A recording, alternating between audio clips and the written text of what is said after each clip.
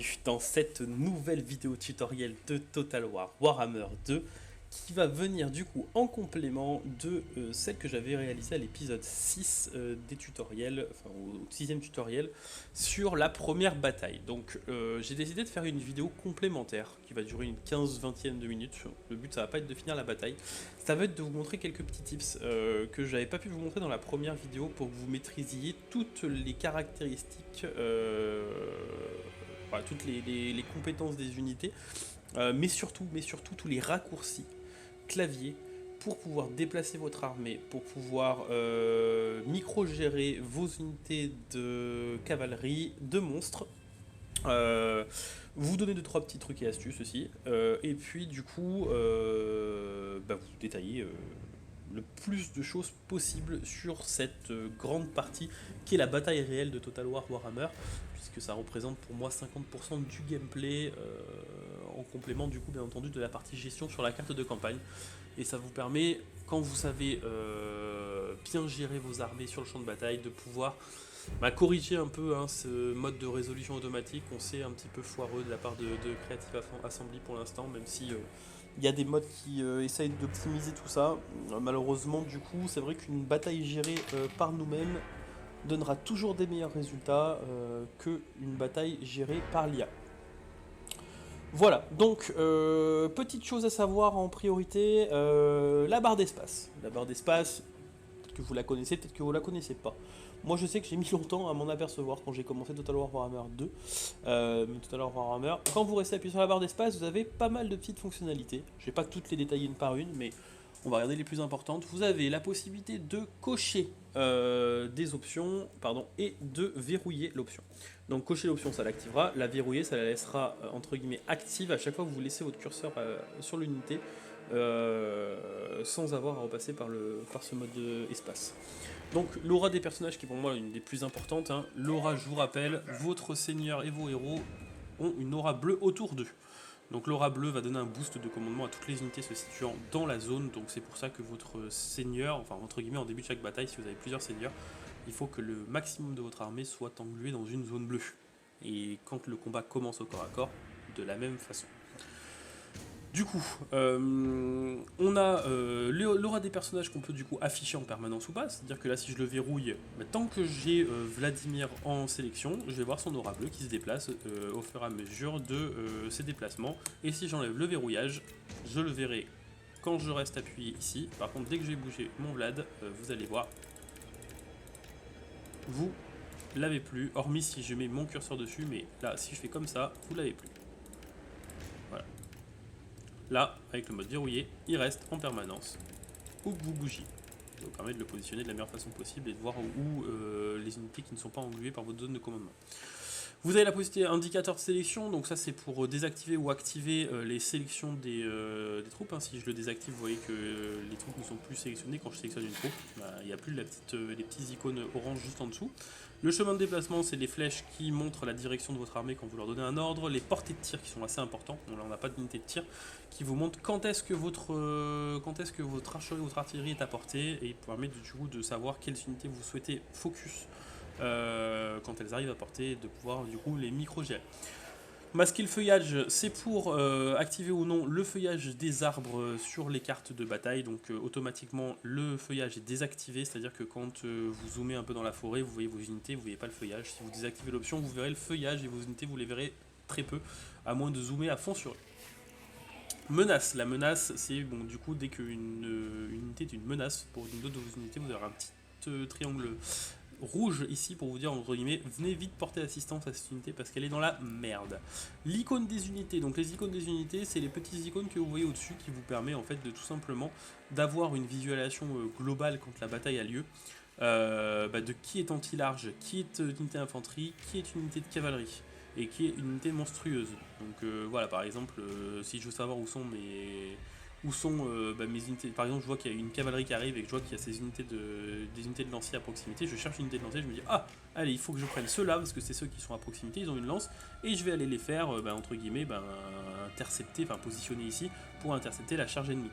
Si j'avais pas cette petite flèche, je serais obligé d'aller sélectionner chaque unité ici de lancier pour voir laquelle correspond à notre unité ici. Voilà, donc c'est un petit raccourci assez sympa.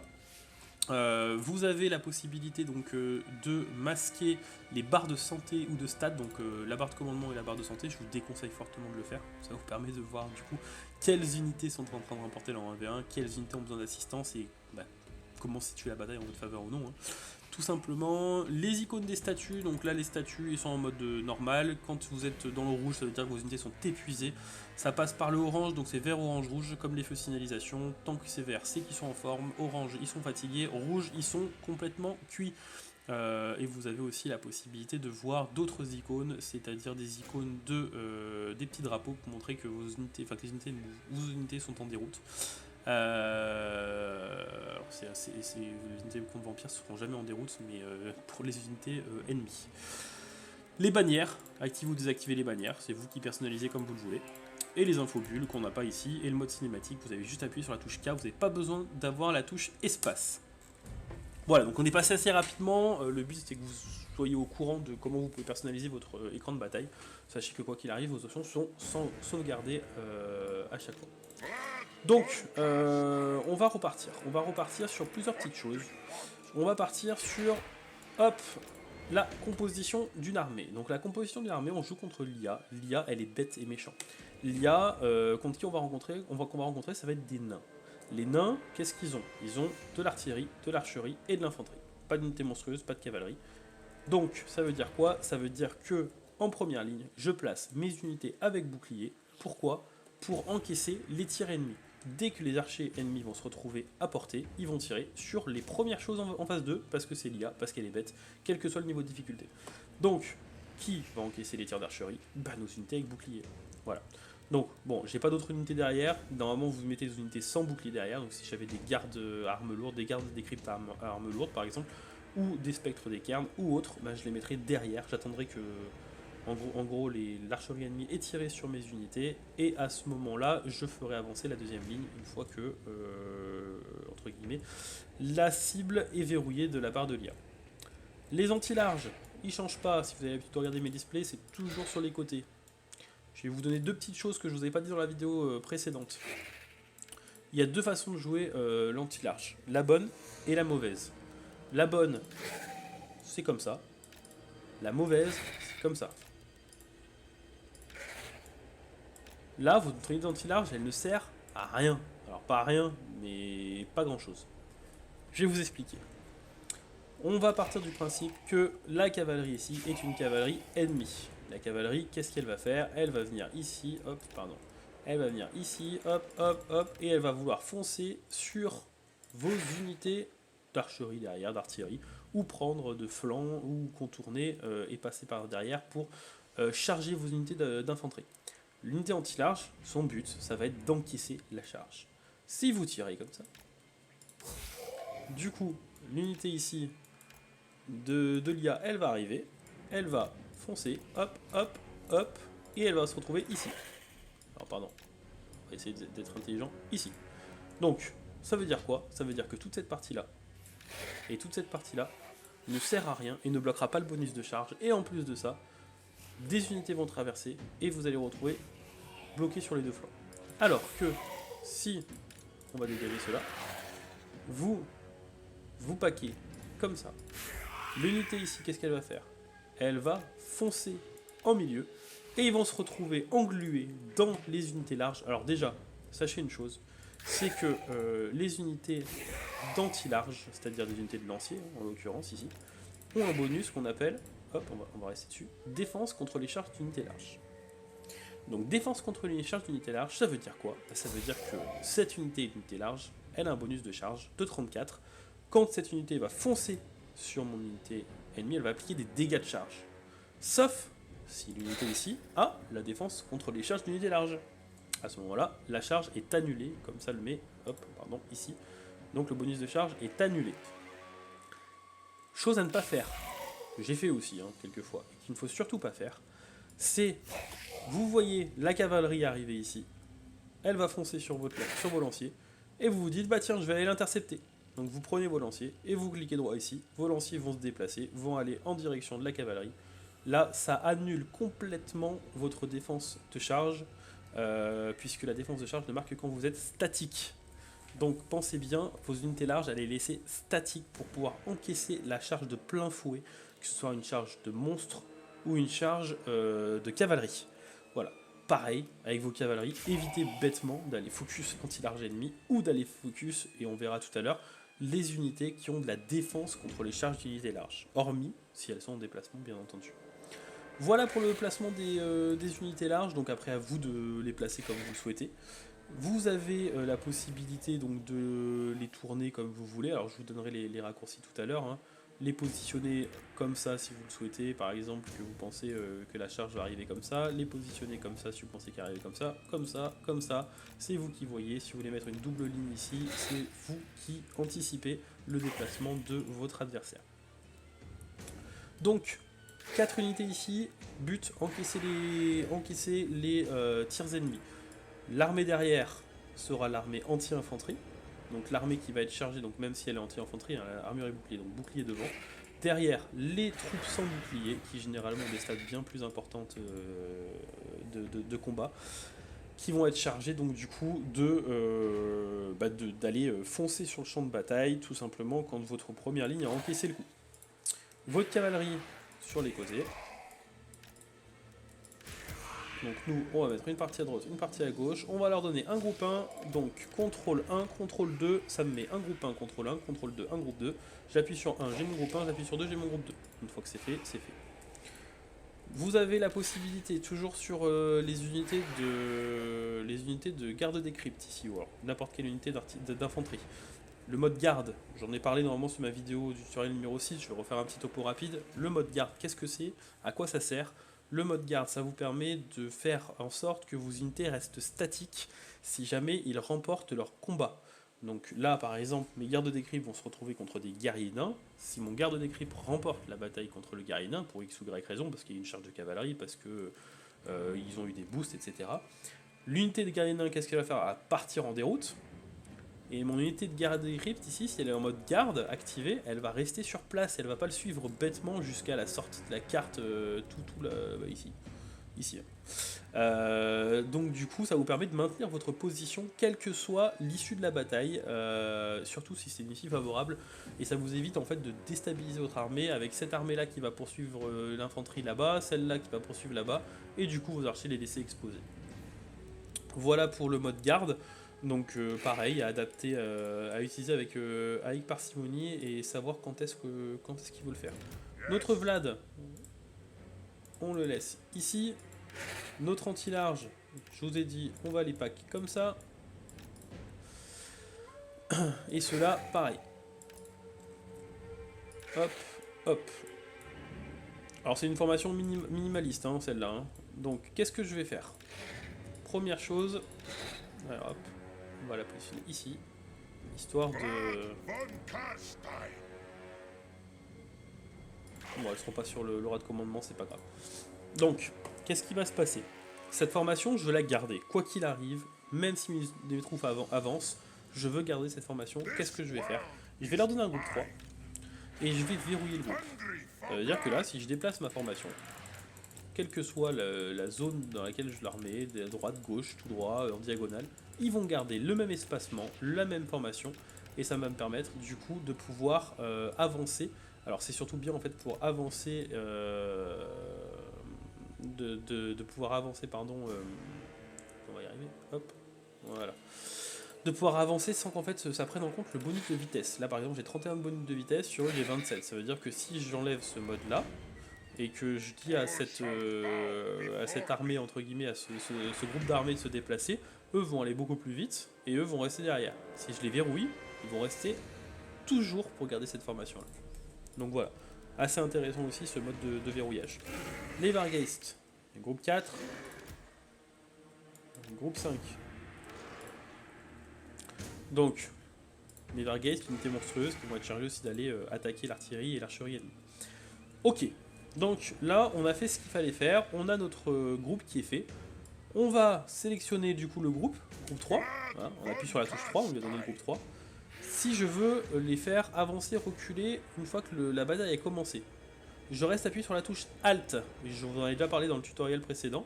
Donc quand je reste appuyé sur la touche Alt, ça me fait avancer toujours en permanence en me gardant la formation. Même si le mode verrouillé, je l'enlève. Ça garde la formation du moment, tant que je reste appuyé sur le mode Alt. Si par exemple, je vois que les nains arrivent ici, les renforts arrivent ici, que là il y a un pauvre héros seul et que les renforts arrivent ici, et que je vais me positionner du coup, pas du tout comme ça parce qu'il n'y a personne, mais comme ça. Pour éviter du coup de positionner toutes mes unités, de cliquer droit ici, je peux donc appuyer sur Alt toujours. Hop, ah pardon. Hop, 3, Alt, et appuyer sur... Donc je reste toujours appuyé sur Alt, et j'appuie sur CTRL en même temps. Vous voyez que là, le curseur change, et ça me met... Je peux positionner à droite ou à gauche. Donc positionner mes unités une fois que la bataille est commencée pour les faire avancer dans cette direction-là. Pour l'instant, c'est pas du tout le but. Donc pour l'instant, on va se remettre en position normale. Hop, et on va avancer, les remettre ici. On va les repositionner quand même correctement. Hop, voilà. Ok. Donc, Alt pour déplacer, CTRL pour pivoter. Donc, de toute façon, vous pouvez... alors, si vous cliquez sur CTRL là comme ça fera rien du tout. C'est bien Alt plus CTRL, tout en restant attaché. On va commencer la bataille.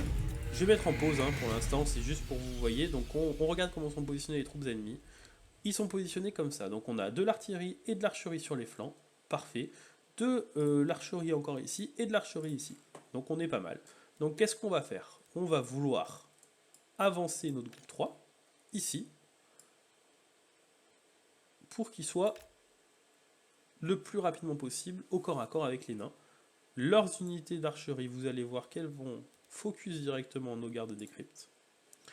Et on va pouvoir passer à un autre mode de raccourci clavier qui est Shift. Donc Shift, qu'est-ce que ça permet de faire? Ça me permet de dessiner. Vous allez voir là, quand je reste appuyé sur la touche Shift, ça met juste en dessous du petit curseur 4 petits points qui sont reliés. Ces points, ils vont nous permettre de définir une trajectoire pour mon armée. Ça veut dire que si j'ai envie de lui faire un rond, je lui fais faire un rond, mon armée va faire un rond. Si j'ai envie de lui faire faire un triangle, n'importe quoi, elle fera ce que je lui demande de faire. Le but, c'est que je fasse le tour et que j'aille contourner l'ennemi. Ma trajectoire est vraiment mal dessinée. Mais mon but, ça va être de prendre mon armée. Hop, on va y arriver. De prendre mon armée et de la faire contourner, comme ça et comme ça. Pareil pour eux, le but ça va être qu'ils viennent derrière, donc derrière les troupes, et qu'ils se positionnent comme ça. Pareil pour eux, donc groupe 2, hop, pardon, Shift, on les fait venir ici. Pas de chance, c'était pas le bon, on va y arriver. Hop, groupe 1, c'est eux ici, on les fait passer comme ça sur les flancs, et du coup, le groupe 5, on les fait passer derrière. Ok, comme ça définit vos trajectoires. Vos troupes d'unités sont placées. Ça, bien entendu, quand vous êtes en mode légendaire, vous ne pouvez pas vous permettre de le faire en mode pause, il faudra le faire en mode normal. Et après, donc du coup, vous avez juste à attendre, et automatiquement, vous verrez que vos troupes se positionnent de la bonne façon. On va faire, excusez-moi, 2-3 minutes de bataille, on va pas le faire jusqu'au bout. Donc là, vous voyez que ça commence à se déplacer par rapport aux unités. Donc de toute façon, nous ici, on va pouvoir changer la trajectoire. On va leur demander d'aller ici pour l'instant. Et nous, on va pivoter, parce qu'on voit que du coup, ça se remet d'une façon différente. On va pivoter notre armée ici. Et la mettre de cette façon-là. Donc qu'est-ce qui se passe? Bien entendu, les gardes des cryptes sont focus. Je vais mettre pause, rapidement. Si vous voyez, je vais focus ça. Si jamais je donne un ordre, n'importe quel ordre, vous allez voir que quand la formation est verrouillée et que je sélectionne une unité, toutes mes unités vont partir sur l'unité la plus en face d'elle. Elles ne vont pas partir sur une seule, l'unité sur laquelle j'ai cliqué. Donc la groupe 3, elle est verrouillée. Quand je clique là, vous allez voir que automatiquement, ils vont pas du tout aller vers la même personne. Voilà, vous voyez, quand je clique droit, ils vont tous vers une cible différente. Et ça vous permet de... Alors là, c'est pas optimisé pour la micro-gestion. Alors d'ailleurs, on va reverrouiller tout ça pour avoir les stats. Voilà, comme ça je vois un peu tout ce qui se passe. Ici, nos Vargeist se sont positionnés comme on leur a dit derrière l'ennemi pour l'instant. Eux, pareil. Donc eux, on va les faire charger. Vous, on va les faire. Alors on va le faire en mode normal parce que c'est comme ça que c'est censé le faire. Hop, ici, vous, ici. Donc vous allez faire comme ça. Hop.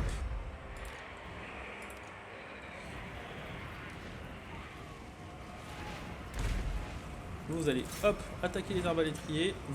Vous allez venir ici. Donc c'est des longues barbes, ils ont la défense contre les charges d'unités larges. Donc on va essayer de voir si on peut pas prendre plutôt les guerriers à armes lourdes ici. Et avec eux, on va refaire une petite charge sur les archers.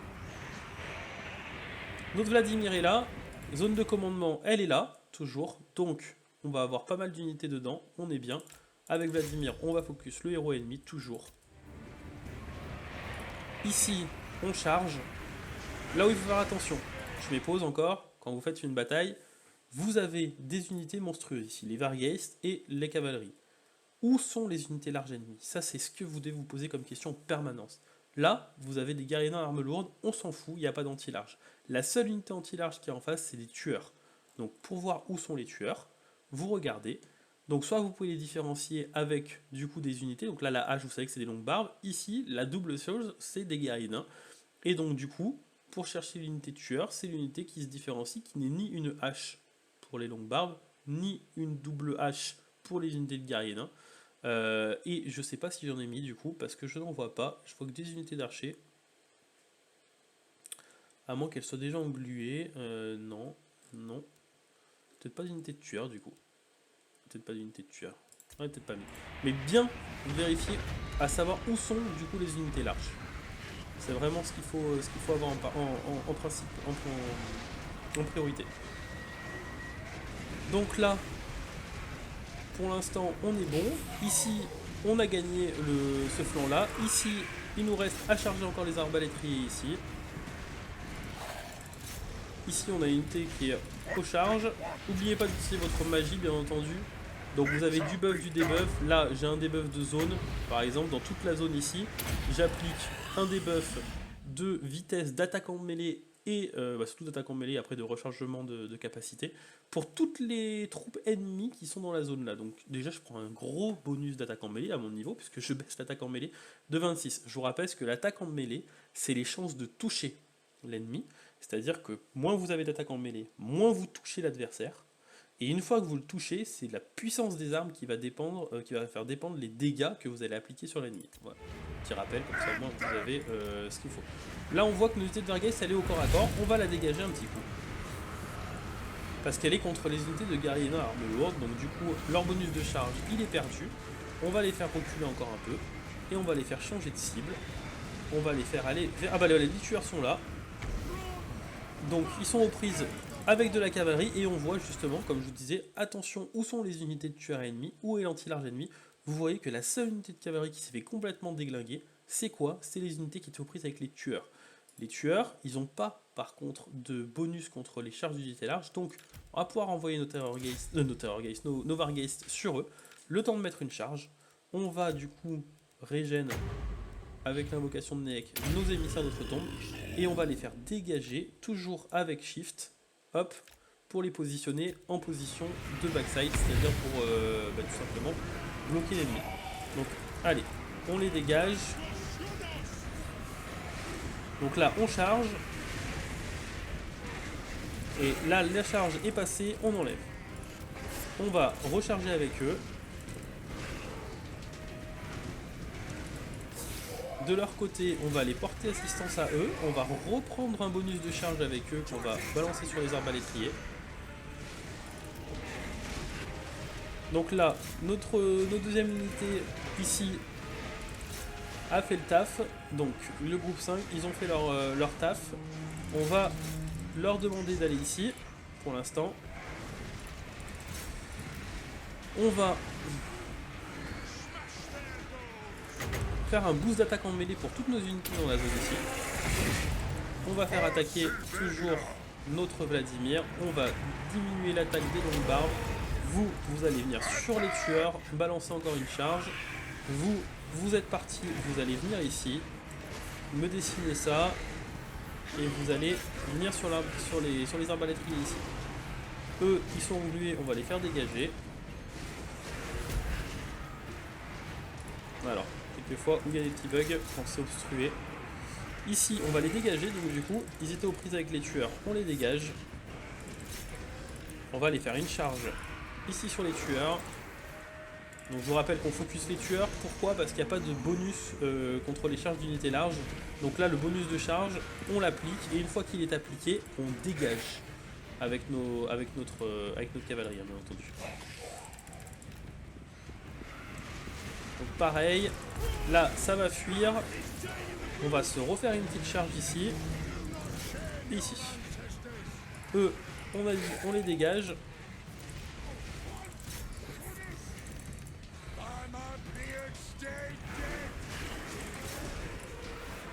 Et puis je pense qu'on va arrêter là parce que le but c'est pas de finir la bataille. On va balancer un sort de heal ici. On va débuff. Voilà, ça sert à rien de venir unité de zombies pour l'instant. Ici, on va positionner là, ça ici. Les Vargheists, on va les mettre ici. On les fait changer de cible un petit peu aussi. Eux, on va leur refaire faire une charge contre les tueurs. Normalement, on devrait les finir, il ne reste plus que 8.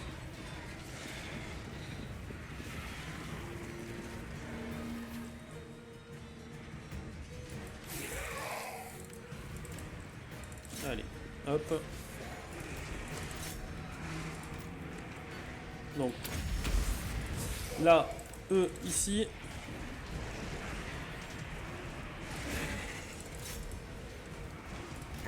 Et donc du coup, on va rebalancer un coup de... on peut pas, on n'a pas le mana pour.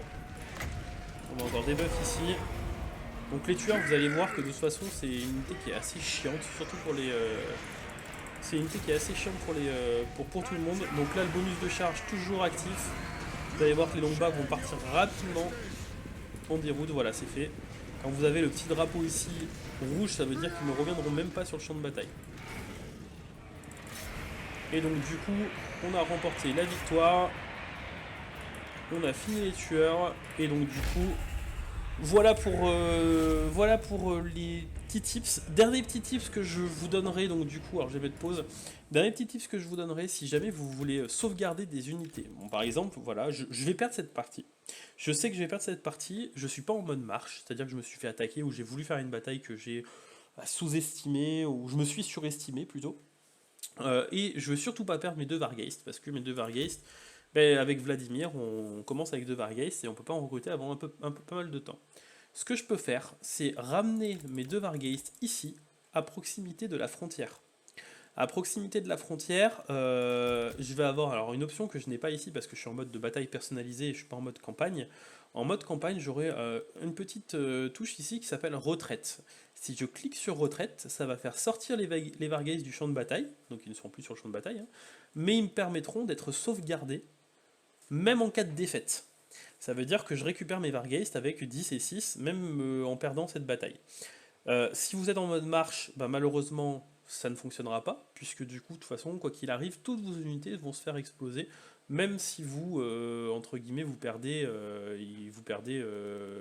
avec pas mal d'unités qui ont... Bon, avec les comptes vampires, ça se passera pas trop, mais généralement, avec d'autres factions, quand vous perdez, même quand vous perdez avec pas mal d'unités restantes, mais que tout le monde part en déroute avec des Skaven par exemple, vous perdez tout si vous êtes en mode marche. Alors que là, vous perdez pas tout, puisque du coup, vous sauvez les unités que vous mettez en retraite au bord de la carte.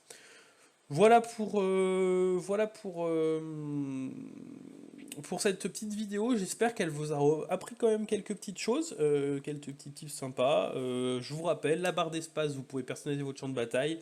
La touche Alt pour pouvoir du coup modifier, garder la position de vos unités sans avoir à la verrouiller.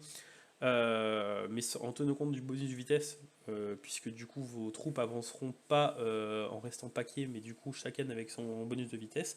Mais ça vous permettra de garder la formation. La touche Alt plus contrôle pour pouvoir modifier donc du coup la rotation de vos unités et les placer en fonction d'une, par exemple quand vous avez à replacer vos unités par rapport à une garnison qui est, à des renforts pardon, qui sont apparus. Et puis donc du coup le mode shift, la touche shift qui vous permet de dessiner du coup des trajectoires pour vos unités généralement monstrueuse ou de cavalerie, qui va vous permettre également de ne pas avoir non plus tout le temps à les micro-gérer. Enfin, si, il faudra les micro-gérer, mais pas tout le temps à savoir ce qu'elles font, à les repositionner, etc. Vous leur faites tracer la trajectoire et généralement ça marche assez bien. Voilà pour ça, donc n'hésitez pas à laisser un petit commentaire, n'hésitez pas à laisser un petit like si vous avez aimé, et puis moi je vous souhaite à tous une excellente journée, et puis du coup je vous dis à bientôt pour un prochain tutoriel ou pour la suite des let's play en cours. Allez, à bientôt et portez-vous bien.